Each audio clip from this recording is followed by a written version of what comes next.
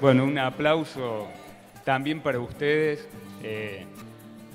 por el esfuerzo que significa trasladarse hasta acá, dedicar 3 días de sus vidas para formarse. Sabemos que no es un esfuerzo menor, pero bueno, es un esfuerzo que todos necesitamos.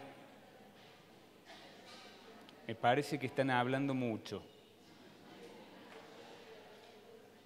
Soy medio maestro ciruela.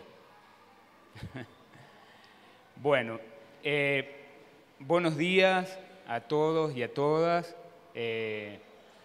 Me da una gran alegría estar acá, compartir este momento con los colegas de la UPC, con la cual vengo trabajando hace mucho.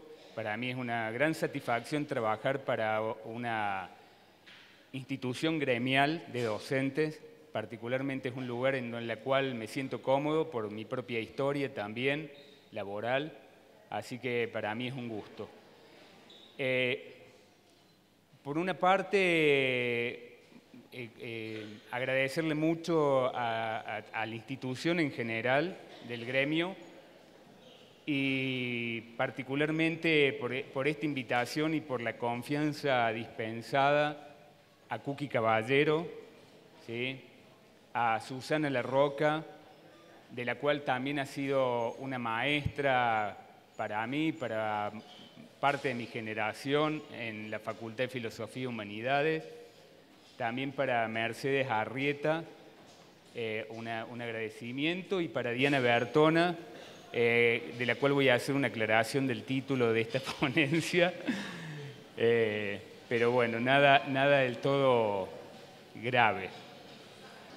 Bueno, en primer lugar, comentarles que principalmente parte de lo que voy a trabajar en torno a escuela y educación rural tiene que ver con mis preocupaciones y mis desarrollos de mi trayectoria durante estos 2 años o varios años en relación a la didáctica general, ¿sí?, y al currículum.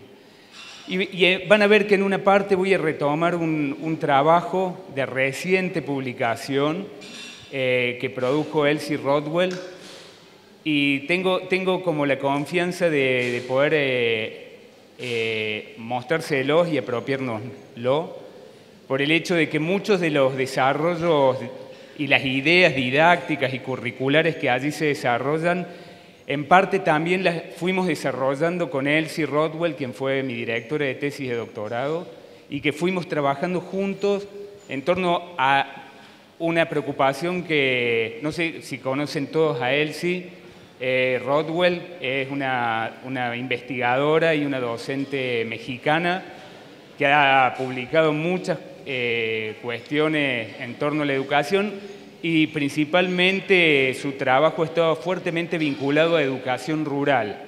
Sí, su tesis de doctorado es un gran libro sobre cómo las escuelas rurales en México fueron construyendo el Estado, y no al revés. No fue el Estado el que construyó las escuelas, si bien iba fundándolas, al mismo tiempo era el modo en que las escuelas rurales construían la estatalidad, y no es menor tener en cuenta en ese sentido la importancia que tienen en la historia y en la actualidad las escuelas rurales y la educación rural.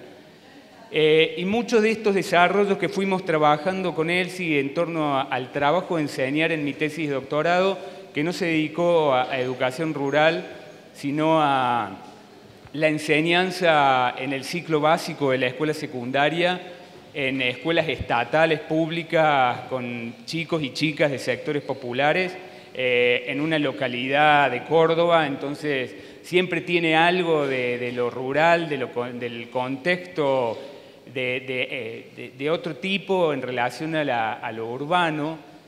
Y una de mis preocupaciones en ese trabajo fue cómo los docentes resolvían la inclusión y la atención a la diversidad, y me pasé mucho tiempo sentado, 2 años, tratando de entender cómo es el trabajo de los docentes del ciclo básico en la escuela secundaria. Creo que algo me acerqué a eso.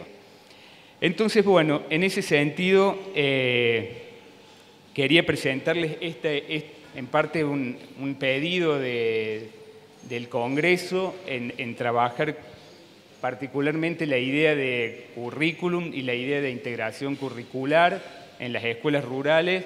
El título era más corto en el flyer, pero que bueno, de algún modo resume esta idea. Y en ese análisis en torno a la cuestión curricular en las escuelas rurales, yo voy a transitar un poco por, no profundizando demasiado todas estas categorías y todos estos conceptos, pero la idea que para entender el armado y la organización curricular, como también el trabajo de enseñar de los docentes en la escuela rural, hay que entender toda la complejidad que está vinculado a la escuela. Y por eso es que tomo estas categorías, que son organización escolar, ¿sí? que la escuela rural tiene un armado muy específico, como ustedes bien lo saben. El trabajo de enseñar, ¿sí? que debido a ese tipo de organización adquiere características particulares. Ese trabajo de enseñar no es como cualquier otro, aunque en términos de didáctica general tiene cuestiones comunes. Yo lo podría encontrar perfectamente en el ciclo básico de una escuela secundaria o también en la escuela primaria. Los contenidos disciplinares, que son los que selecciona y prescribe el currículum, y su relación con los saberes culturales que traen los propios docentes y que traen los chicos y las chicas a la escuela, que es algo muy importante tener en cuenta en términos curriculares, porque forman parte del currículum, a pesar que no vienen prescriptos en el currículum, no vienen en el texto curricular, los saberes culturales que traen los chicos y las chicas a la escuela también deben ser pensados como saberes curriculares, por más que no estén prescriptos, porque a partir de ellos es que trabajamos, y en la escuela rural, como vamos a ver, o en cualquier escuela, son fundamentales, en términos de que son esos saberes que nosotros nombramos como los saberes previos. Y después, junto con esos saberes culturales, las subjetividades de los chicos y las chicas en contexto.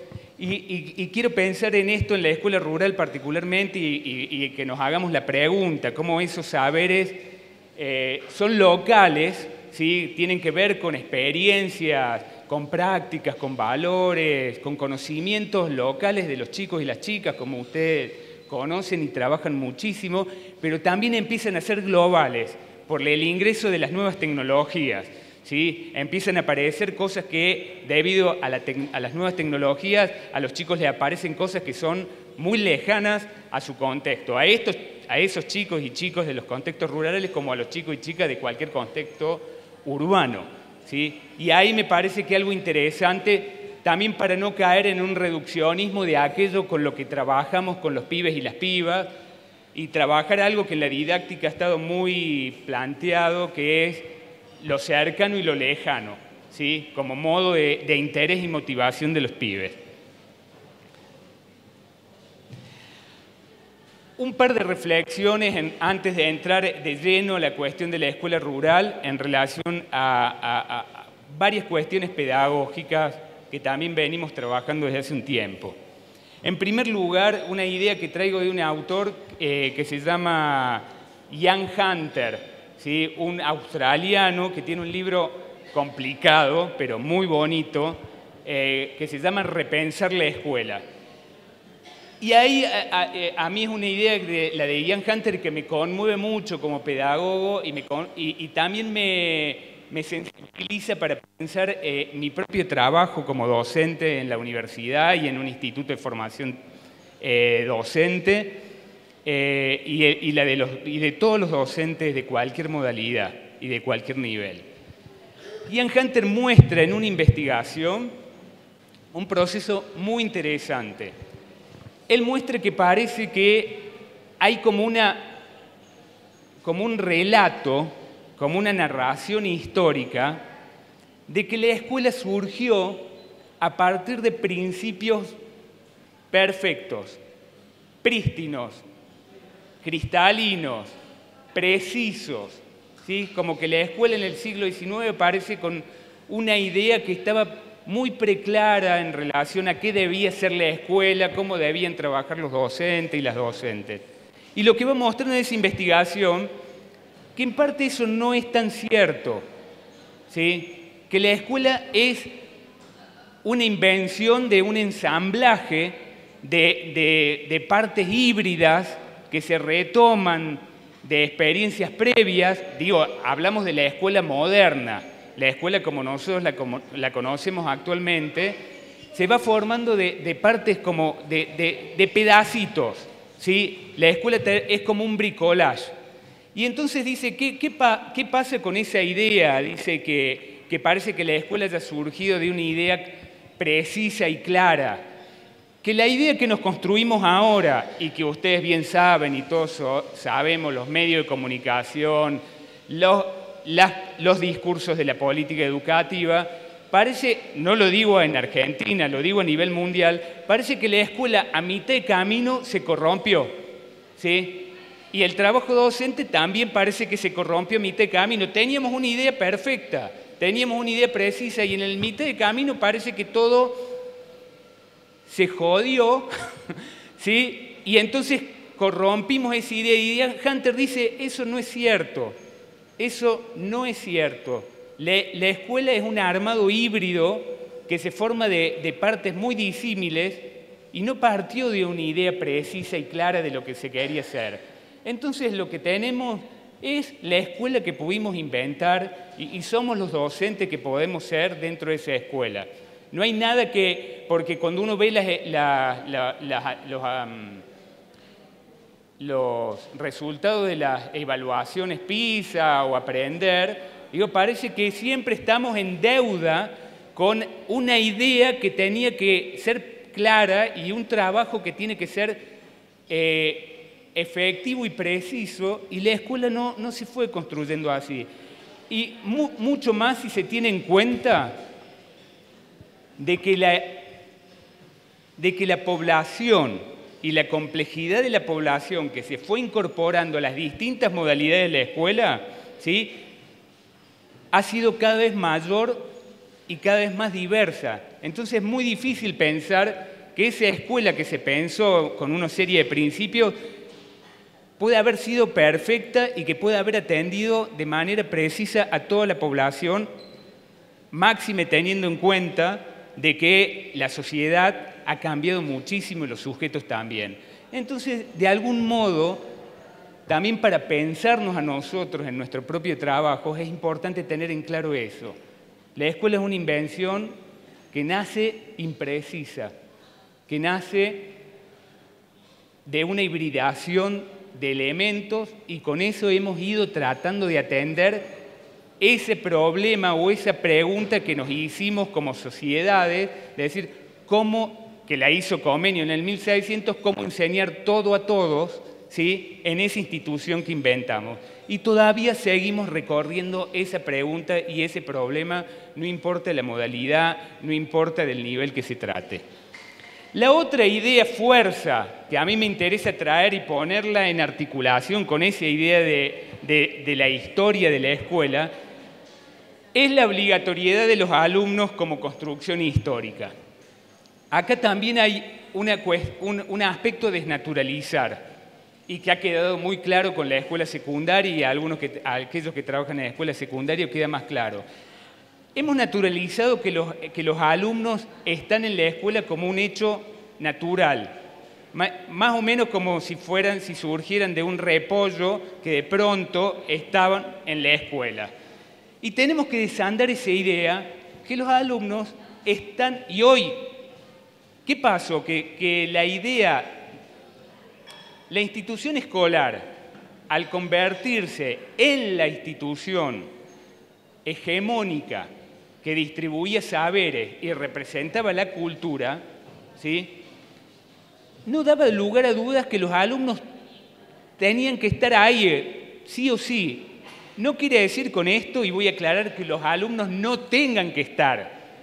Defiendo el principio y la norma de obligatoriedad, pero hay que desarmar que los alumnos, por esa obligatoriedad, no es una obligatoriedad subjetiva para los sujetos, ni para los de nivel inicial, ¿sí? Ni para quizás los de universidad, o por lo menos dejemos la universidad o los institutos de superiores y dejemos toda la educación obligatoria. Los alumnos están obligados en la escuela y eso no es un punto menor para nuestro trabajo, ¿sí? ¿Por qué? Porque a los alumnos y a las alumnas, para que nosotros podamos hacer nuestro trabajo, hay que convencerlos que quieran hacer aquello que nosotros queremos hacer con ellos. Y ellos no llegan con esa predisposición natural, ¿sí? No llegan con esa predisposición natural.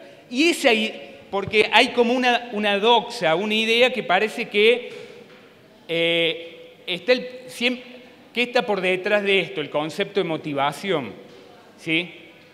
En que todo el tiempo hay que motivar. Ok, y que parece que no encontramos nunca las herramientas eficaces para motivar. Es que el tema es que hay que aceptar para nuestro trabajo que al alumno hay que convencerlo y lograr que los alumnos hagan, además en la situación en cómo los alumnos y las alumnas están en la escuela, están en grupos, no están solos. Entonces hay que convencer a un grupo y a cada uno para que haga la tarea que nosotros queremos que haga, para que nosotros podamos desarrollar el currículum y ellos aprendan. Como dice Dubet, hoy a los alumnos, y eso ha sido siempre, pero por las complejidades que hoy tiene la escuela y por la competencia que tiene con los medios masivos de comunicación, ya no es fuente exclusiva de transmisión de saberes, indudablemente que esta idea no aparecía porque antes era la institución de la cual era exclusiva, entonces todo el mundo llegaba con gran avidez y voracidad, porque lo que se encontraba en la escuela no se encontraba en ningún otro lado. No quiere decir que hoy aún lo que se trabaja y lo que se hace en la escuela se encuentre en otro lado, ¿sí? Hoy lo que hacemos en la escuela no se sigue no encontrando en otros lugares de la sociedad y por eso la escuela sigue siendo el lugar más importante para que nuestros chicos y chicas estén ahí. Y por eso sigue siendo importante la obligatoriedad. Pero hay que despejar esa ecuación, ¿sí? A los chicos hay que convencerlos, hay que conquistarlos. Es todo un reto llamarle la atención a un alumno para que haga eso que nosotros queremos que haga. Entonces, dos ideas fuerza. La escuela no es una idea perfecta, no nació con una idea perfecta que la corrompimos en la mitad del camino, y a eso se le suma la complejidad que a los alumnos hay que convencerlos, hay que conquistarlos para que hagan las tareas. Y ahí está la pregunta didáctica, ¿qué hay que hacer para lograr que todos trabajen y que cada uno haga la tarea que debe hacer para que pueda aprender? Y el aula mantenga un orden de trabajo continuo día a día, esa crónica de días que es la escuela bellísimamente, pero también complejamente y, ¿por qué no?, por momentos dramáticamente. A esas dos ideas le sumamos otra idea marco, los contenidos como productos descontextualizados de su ámbito cultural, ¿sí? Porque, y esto en la escuela y en la educación rural queda claro, tratamos de recuperar mucho, pero al mismo tiempo hay que aceptar que esa también es una dificultad de la tarea docente. Lo que enseñamos está descontextualizado de su contexto cultural natural, por decirlo, ¿sí? Tenemos que hacer adecuaciones. Ya no es lo mismo que como sucede ese saber y esa experiencia en el mundo cotidiano. Entonces ahí está en tratar de convencer que eso que no aparece naturalmente, sí aparezca como natural. Menuda tarea para los docentes, ¿sí? Cuarta idea, a pesar de todas estas complicaciones, la escuela, la obligatoriedad de los alumnos y convencerlos, los contenidos como productos descontextualizados, la docencia es una responsabilidad política y ética para la inclusión en una cultura ampliada.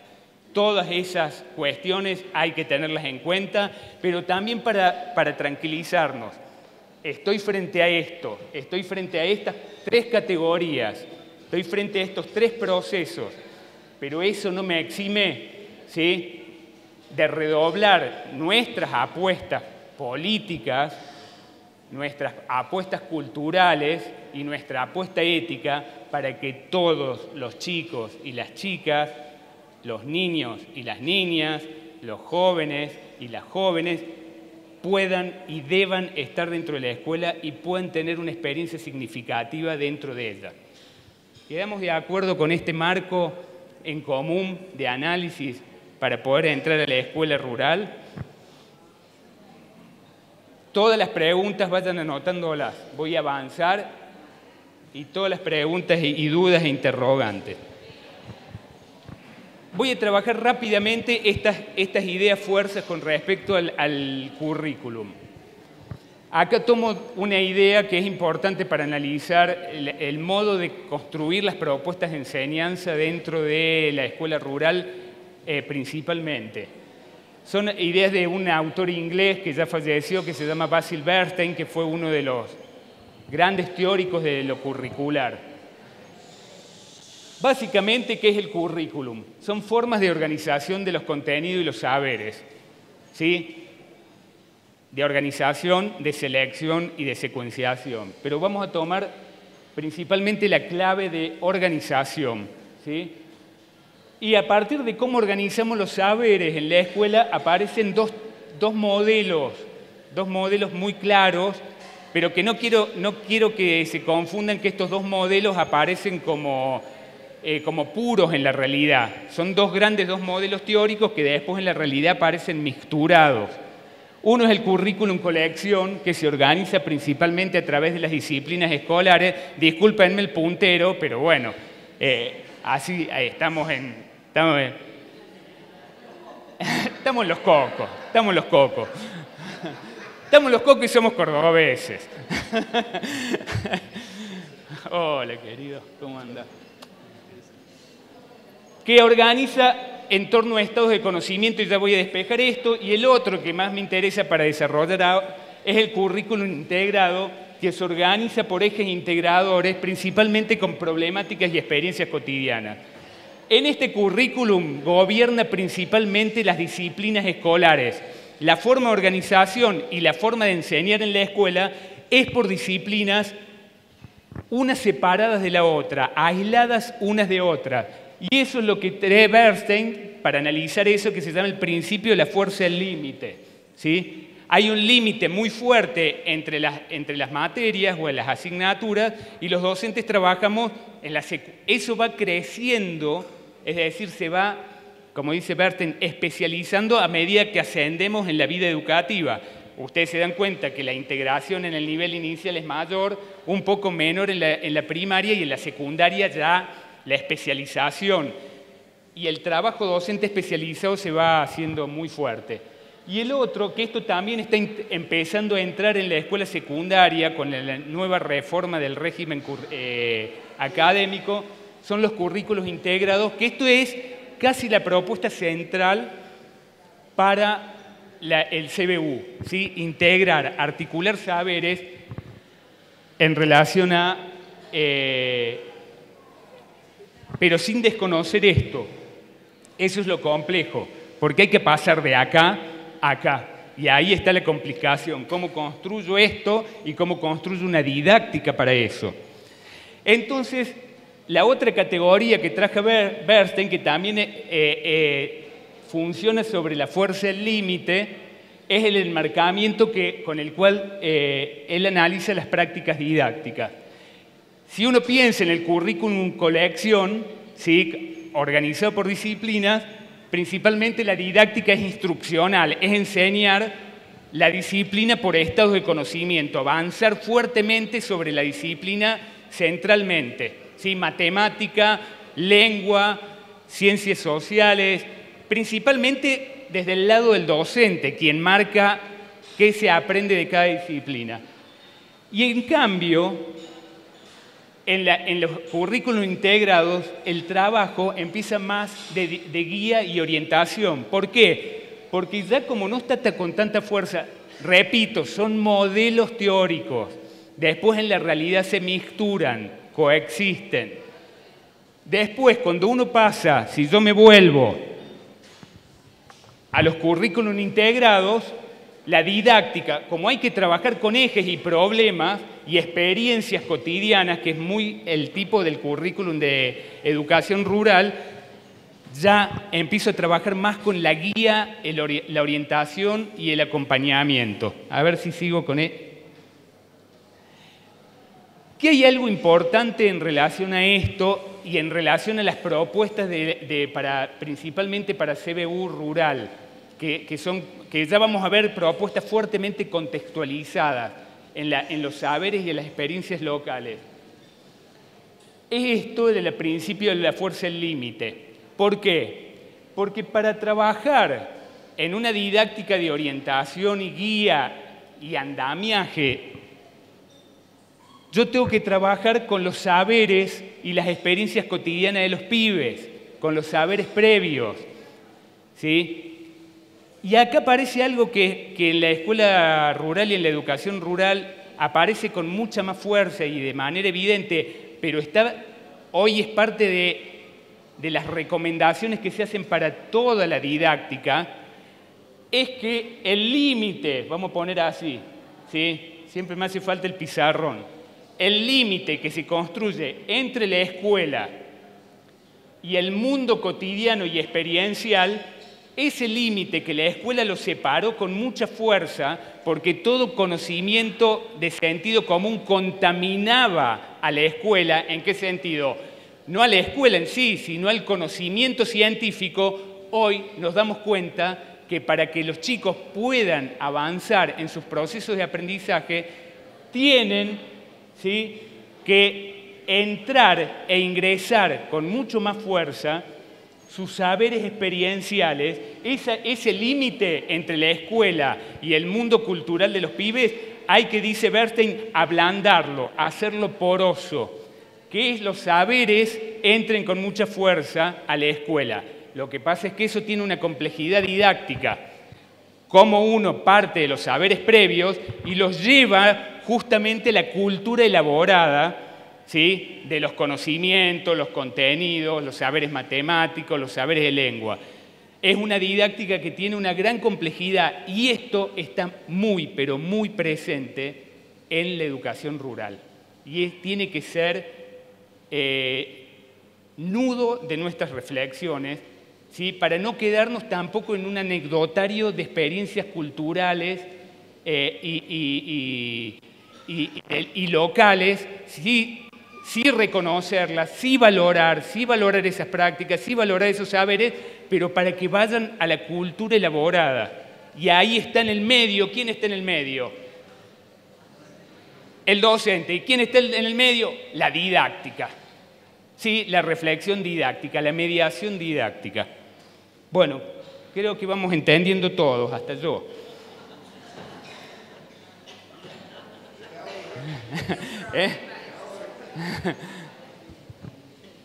¿Cuánto voy?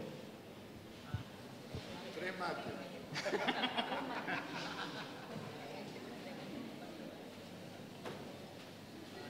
Quiero aclarar una cosa. Ahí salgo con la foto. Ya les dejo. Estas fotos son de mi producción. Son fotos que saco y que también son producto de una observación participante cuando acompaño a las estudiantes y a los estudiantes, o voy a decir, a las estudiantes y el estudiante de un instituto de formación docente de primaria y de nivel inicial de una localidad de Córdoba en donde trabajo, a donde enseño didáctica general y las acompaño a la práctica docente a escuelas rurales. Una en la zona de Santa María Punilla, que es esta que ustedes van a observar, ¿sí?, y otra escuela en Los Sauces, más camino viniendo de Córdoba para acá, ¿sí?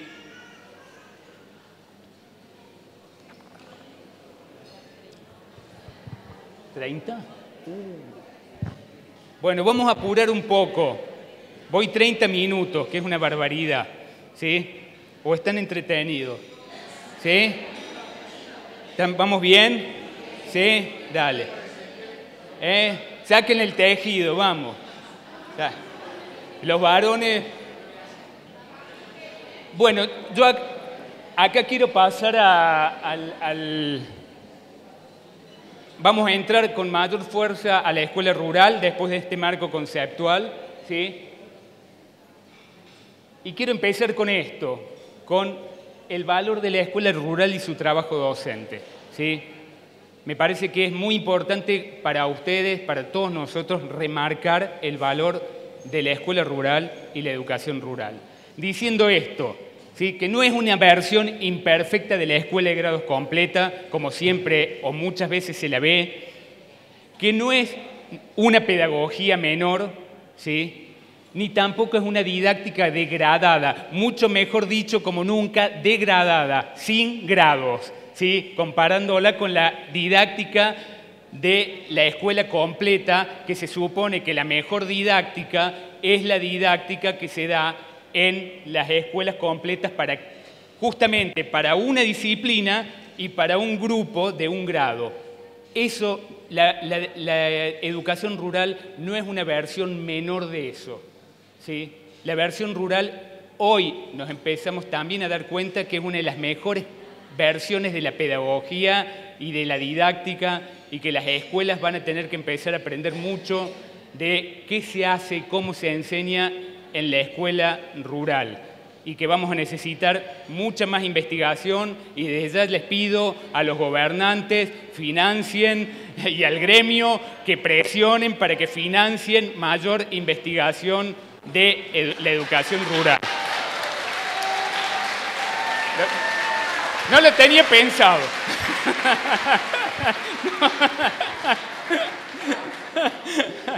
Vos porque sos un desconfiado, Montserrat. Vos porque pensás así.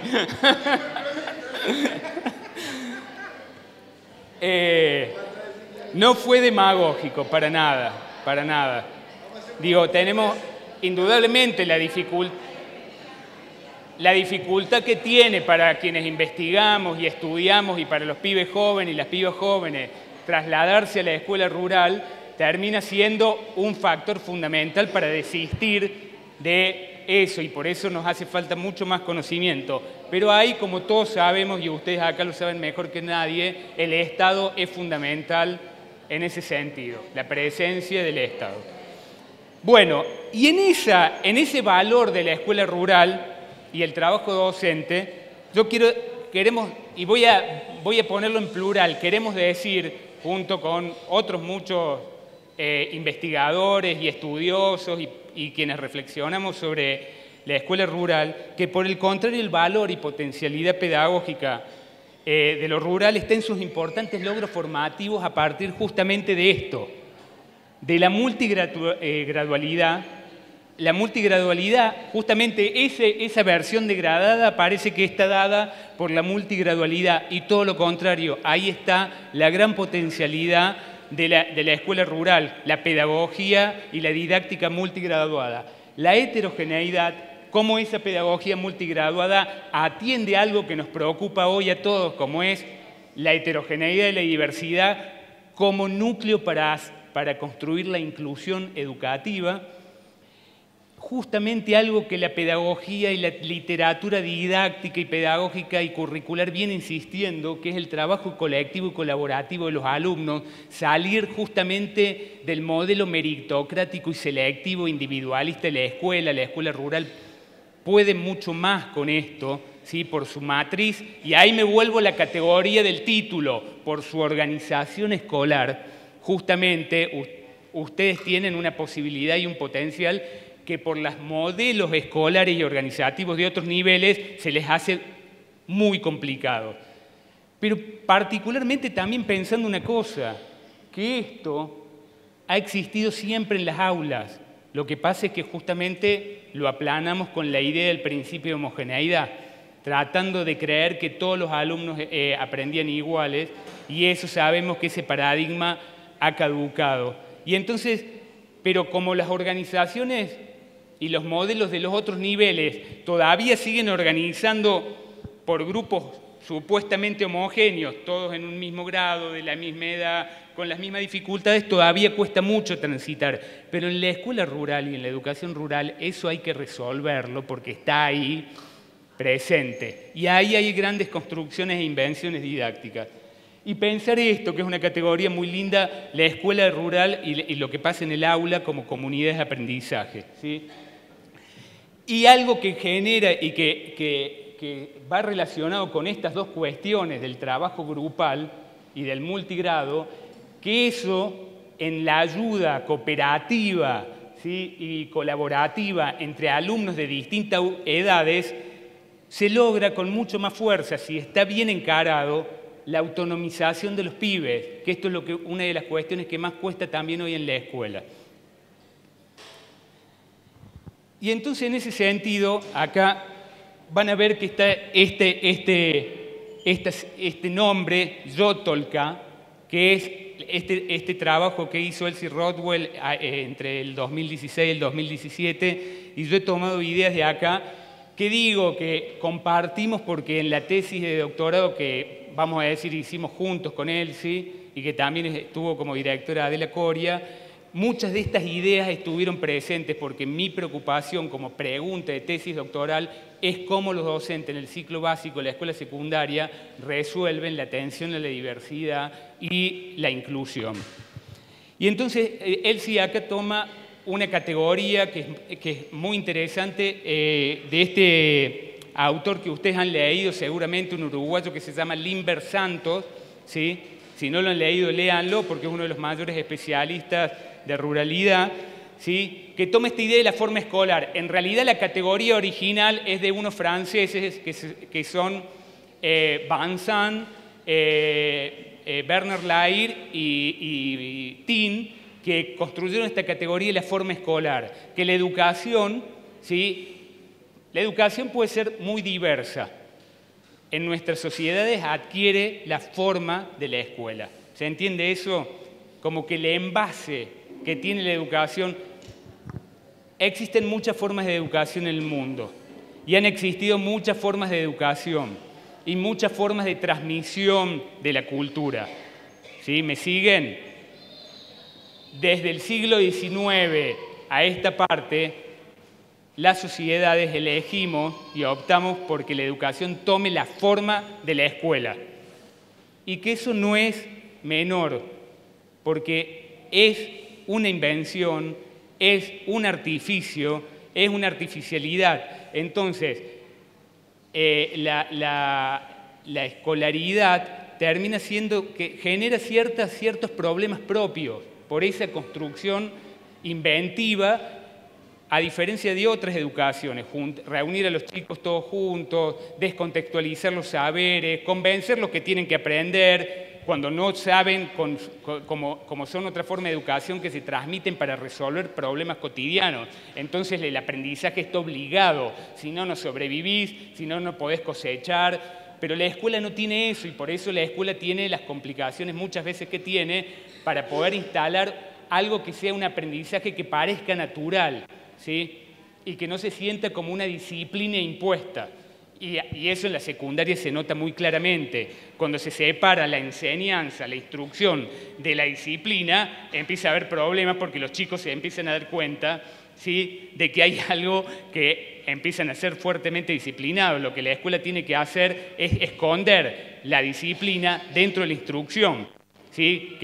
Pero la disciplina entendida en un buen sentido, en el sentido que es la disciplina de trabajo, ¿sí?, la disciplina de hacer algo con precisión, con rigurosidad, y que vos sientas que lo que haces es lo que te disciplina en el tiempo, en la forma de hacerlo. Lograr juntar esas dos cosas en la escuela didácticamente es de una complejidad enorme, y ustedes lo saben perfectamente. Justamente estas dos fotos, ¿sí?, es de un proyecto integrado de la Escuela Ismael Sánchez, del docente que es un varón, ya lo van a ver, y que hay unas fotos maravillosas en términos de educación sexual integral de este maestro, padre, ¿sí?, que lo que estaban... Hay una foto que me vuelvo hacia atrás. En esa foto, ahí leen, fíjense la diferencia de lo que es observar. Bueno, este es mi entrenamiento de investigador, ¿sí? Llegar a una escuela y ver en el pizarrón de la entrada que el título de la tarea didáctica es pan casero, ¿sí?, y los ingredientes del pan casero, ¿sí? No era gramática estructural, seres vivos, pan casero. Ahí uno ve cómo entran los saberes cotidianos, los saberes previos, pero volvemos sobre la pregunta, ¿cómo salimos del pan casero y entendemos lo que es el proceso de leudar y los desarrollos químicos, cómo el calor hace que el pan leude, cómo se construye un horno? Y ya van a ver por qué quiero decir esto, porque ese horno, el maestro lo invita a uno de los padres, estaba destruido el horno, ¿sí? Y a él se le ocurre que podía trabajar todo el elaborado. Integró lengua y ustedes ya lo hacen, digo, estoy poniendo un ejemplo no de modelo, sino son cosas que ya lo hacen, pero para ver lo que estamos pensando juntos.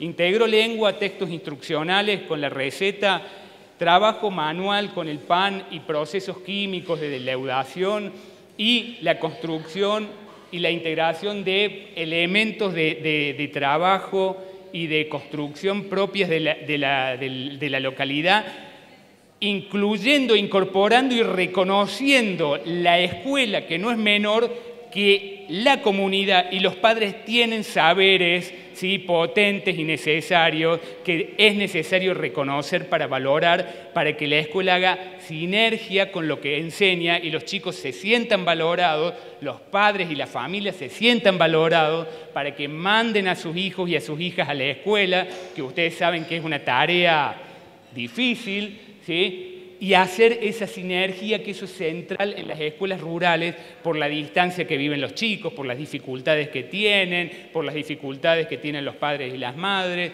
Digo, acá hubo todo un trabajo muy pensado, didáctico y pedagógico por parte del padre, y armaron con el padre ese horno de barro con las técnicas constructivas del lugar. Entonces dice, la forma escolar. Vuelvo sobre la categoría de forma escolar, perdón por el desorden, ¿sí? Es una categoría que justamente lo que muestra es que la educación toma una forma que es el de la escuela, ¿sí? Y que es una buena forma, pero que como todos sabemos genera problemas y hay que estar mejorándola todo el tiempo, porque no es natural, ¿sí? Y no es natural que los chicos vayan obligados a un lugar. Pero defendemos que es lo mejor que le puede pasar a los chicos y a las chicas. Y esto es lo interesante de Limber Santos. Él dice, la forma escolar multigrado es una forma escolar particular, ¿sí? Como otras formas escolares. La forma escolar multigrado es una forma que la educación toma particularmente en el mundo rural y que es valiosa y potente esa forma escolar, que es la forma escolar multigrado, de grado único o de varios grados agrupados, trabajando todos juntos con chicos de distintas edades que supuestamente están en distintos grados. Entonces dice, la forma escolar multigrado ofrece una opción no solo para escuelas con una matrícula reducida y sin un docente por grado, sino que también garantiza mayor inclusión y atención a la diversidad en cualquier escuela. Fíjense lo que está diciendo nada menos y nada más que Elsie Rodwell. El valor de cómo se trabaja en la escuela multigrado para llevarlo a cualquier escuela. Pues en todo grupo escolar existe una gran heterogeneidad en las capacidades e intereses de los alumnos. Si tengo un tiempito, y si hay señal al final y ustedes apagan los celulares, les quiero mostrar algunas de las actividades de Yotolca que está todo colgado en la web para que se puedan ir interesados y motivados de buscar ahí, porque son actividades específicamente, o aunque son para el contexto mexicano, se adaptan y adecuan perfectamente. Entonces, pedagógica y didácticamente, ofrece hacer de la diversidad, la escuela rural y la educación rural, una ventaja, una oportunidad y una potencialidad y no un obstáculo. No hay que pensarlo como un obstáculo didáctico, hay que pensarlo justamente que ahí tenemos un diamante a desarrollar, ¿sí? La multigradualidad y la diversidad que ofrece el trabajo escolar en términos de procesos colaborativos, de cooperación, de ayuda mutua, ¿sí?, y de autonomización de los pibes. Y para eso se propone hay 4 modelos de tipos de currículum para organizar en la escuela rural, pero el que más se adecua, pero no porque lo impone la teoría, sino porque la propia práctica va mostrando que es la mejor, la propia práctica de los docentes va mostrando que es el modo en que se va trabajando en la escuela rural, es la idea de un currículum en espiral. Es decir, enseñar con el grupo clase un tema en común, con actividades diversificadas y progresivamente más complejas. Y por eso me interesa mostrarle el Yotolca, porque trae propuestas armadas específicamente para esto. Y ahí quiero traer un tema que ustedes lo saben perfectamente y que también voy a llamar a las autoridades para que... No están, no los miro, pero principalmente a las autoridades gubernamentales, ¿sí? Y que él sí lo hace para las autoridades mexicanas, que increíble pasa lo mismo y pasa, como hablamos acá con Pablo, en Latinoamérica, ¿sí? Cuando en el mundo, voy a hacer otra oración subordinada, cuando en el mundo, cuando en el mundo, ¿sí?, la mitad de las escuelas son rurales, cuando en Latinoamérica la mitad de las escuelas son rurales, cuando en Argentina la mitad de las escuelas son rurales, ¿sí? ¿Qué hay que pedir y reclamar? Un currículum propio y adecuado para el mundo rural, que no sea una versión menor, ¿sí? Tampoco lo ensayé. ya no me...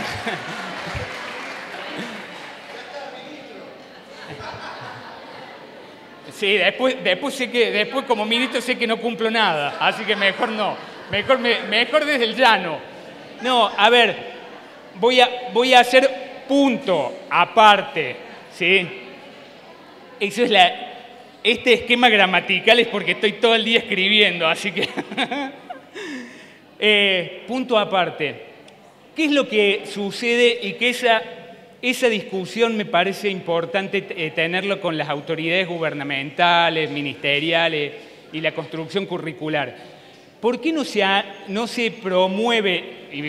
México es increíble la cantidad de escuelas rurales que tiene. No saben lo que es el norte de México. El norte de México, estuve en un congreso con un investigador que estudia las escuelas rurales en el norte mexicano, que es desierto, y están dispersas de a 300 kilómetros, pero no estamos hablando que están en una población con mucha gente, ¿sí? 300 kilómetros una de otra, y ahí está la dificultad, lo que es armar una política educativa para escuelas rurales en esa dimensión. Además, todas empezando a ser copadas por el narcotráfico y los chicos llevados a trabajar a la cosecha de la amapola, de la marihuana. Ayotzinapa, pero eso es, claro, es el sur, pero el norte, que es desierto, ¿sí? Bueno, pero México tampoco tiene eso. ¿Cuál es el temor que hay de fondo?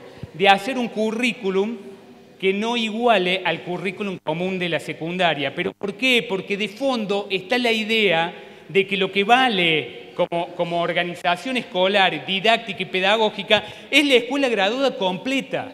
Y todo bien, pero podemos hacer una adecuación curricular y ponernos a trabajar en eso, que ajuste el diseño común a formatos curriculares, secuencias que se ajusten a la escuela rural, ¿sí? Armar currículum donde pueda brindar clara selección de contenidos si uno está trabajando con chicos desde primero sexto o está trabajando de chicos de primero tercero. Y aparte, ofrecer propuestas de secuencias didácticas a partir de ese currículum adecuado a la escuela rural.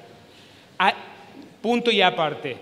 Eso le pasa también, para que vean la comparación, a los nuevos programas de la escuela secundaria, al PIT, al PACES, a las escuelas de reingreso, a los fines, que tienen miedo de hacer una versión degradada y deteriorada de la escuela secundaria común, Y eso no hay que... Es cierto que hay que tener ese cuidado y hay que mantener esa discusión, pero tenemos que ya adecuar porque el formato escolar clásico que tenemos en los distintos niveles hay que empezar a adecuarlo para nuevas poblaciones. Y eso en la escuela rural es imprescindible. Entonces dice el Yotolka que diversas formas de aprender que pueden tener los alumnos, justamente se requieren formas diversificadas de enseñar que permitan el trabajo con actividades distintas pero relacionadas. Esto dicho así, es sencillo. Lo que hay que intentar es armar diseños curriculares y propuestas didácticas para ofrecerle a los docentes que traduzcan esa idea, ¿sí? Porque si ya sabemos que hay formas diversas de aprender, sobre todo en la escuela rural, porque tenemos chicos de primero, sexto, pero al mismo tiempo trabajan todos juntos. Entonces hay que armar actividades distintas, pero relacionadas, pero que vuelven sobre esta idea a partir de un tema común. Fíjense la complejidad de niveles que hay en juego, ¿sí?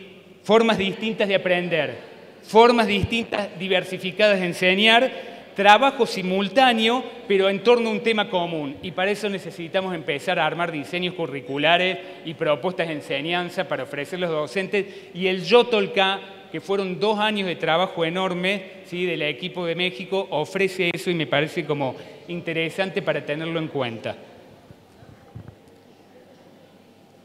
En función de esto, de que los alumnos y las alumnas de cualquier nivel o grado pongan en práctica sus propios procedimientos para resolver situaciones que requieren una solución o una producción colectiva. ¿Qué hay entre líneas acá? Recuperar los saberes previos de los pibes, en matemática, en lengua, en sociales, en naturales, en tecnología, ¿sí?, en educación física, ¿sí? Aprender a resolver y a producir partiendo de sus propios procedimientos, siempre con la complejidad didáctica. Gracias. ¿Cuánto voy? 50 minutos, qué horror. Creo que voy sacando un 3 en la organización de tiempo didáctico. ¿Sí? ¿Sí, compañera? Me hace así la compañera. Y acá, bueno, quiero mostrarle rápidamente el Yotolka, que me encanta, es una palabra en náhuatl, ¿sí?, que quiere decir llamar o seguir al corazón, sembrar una semilla, saber o sentir algo desde el corazón, porque se forma de 3 palabras: de yo, corazón, lugar de entendimiento y de sentimiento, ¿sí?, ese conocer desde la emoción y la afectividad; toca, que es sembrar semillas o el corazón de la fruta, ¿sí?, e itoca, que es nombrar y llamar a algo. Digo, lo que también muestra algo que también hemos, como ahora que está el Congreso de la Diversidad de la Lengua, algo que desconocemos de otras lenguas, cómo otras lenguas pueden nombrar con mayor complejidad en una sola palabra una idea del mundo que las palabras en español que tenemos no pueden nombrar. Y eso muestra la riqueza, cómo hemos descalificado y deslegitimado lenguas nativas, ¿sí?, sin entender, porque eso es no entenderlo, es por ignorancia, la profundidad y la complejidad que tienen las otras lenguas. Y no casualmente Elsie Rodwell, en su sensibilidad, recupera para nombrar un trabajo de escuelas rurales, ¿sí?, con esta palabra y este vocablo en náhuatl. Metodologías de las estrategias, y vamos a ir rápido para que les saquen fotos. Después lo pueden encontrar en el Yotolka. Metodología de las estrategias multigrado. Criterios pensando en el contexto. Que sean actividades situadas, cosas que ya hemos hablado, lo voy a enumerar. Que sean situados en los contextos de vida comunitaria, fundamental. Que aprovechen los recursos diversos que ofrecen las comunidades. Rearmar el horno de pan, ¿sí?, con los padres y las madres. Que se orienten a situaciones y problemas comunitarios para construir una idea común con los chicos y las chicas, los alumnos y las alumnas y sus familias. Acá, y ustedes lo saben perfectamente, pero está bueno subrayarlo, remarcarlo, ¿sí?,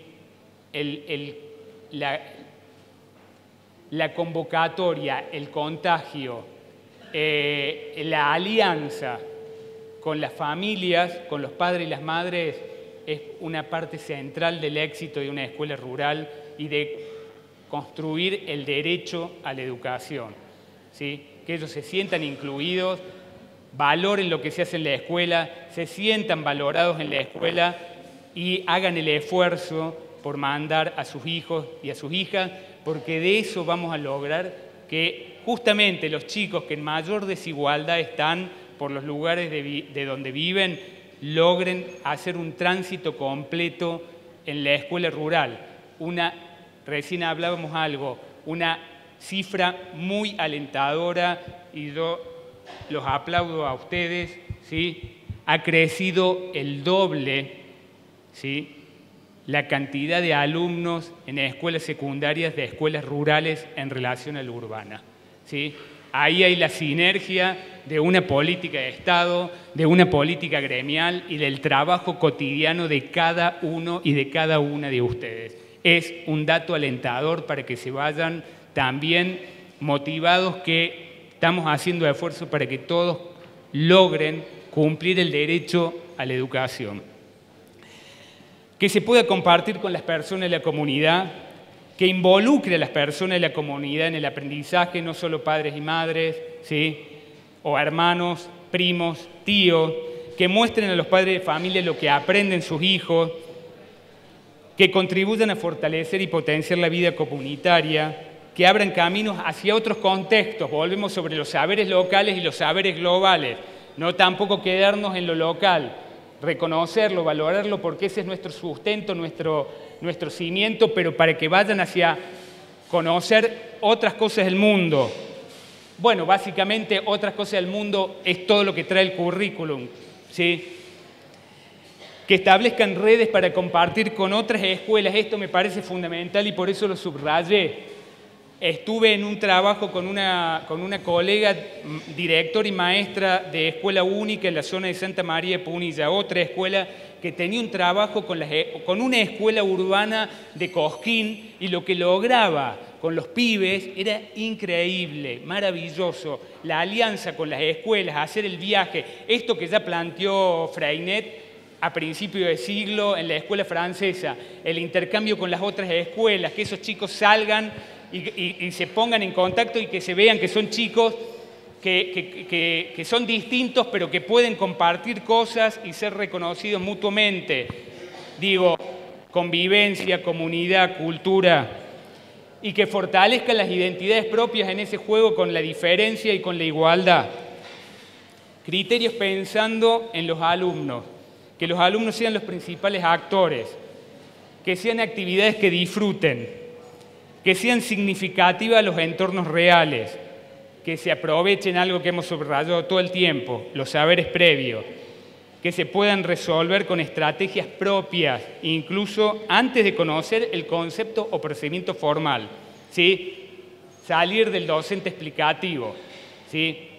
Me encanta una cita de un proverbio chino que cita Elsie, y que lo trabajamos mucho en la tesis de doctorado, la preocupación de los docentes de secundaria con chicos de sectores populares para promover la inclusión. Lo primero que hay que preocuparse es lograr actividades para que los chicos hagan, hacer a los chicos. Y el proverbio chino dice, si me dicen, me olvido. Si lo veo, recuerdo. Si lo hago, comprendo. Me pareció sabiduría china, ¿sí? Y cerramos acá.